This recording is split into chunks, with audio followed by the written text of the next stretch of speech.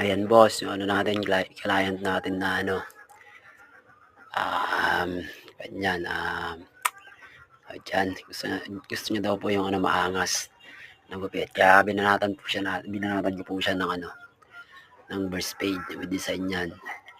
Yan, tira lang po ako ng tira dyan ng ano, 0.5. Tapos, noon na po dyan, kanina, ulo na bala. Pero sa top po yan, di na po niya pinabawasan kasi po dati po yan, gupit niyan, basket. Tapos, nag-iba po siya, gusto po niya maangas daw na burst fade. Na nilapatan natin siya ng burst fade yan. Nagilin niya po tayo dyan ng ano, V-shape sa likod. With design po yan mga bossing. Parate na lang po ng gupit natin. Yan.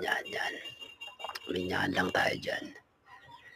Yan, tapos may tropa tayo dyan nabibideo sa likod. Pasensya na po sa camera natin, medyo malabo po yan.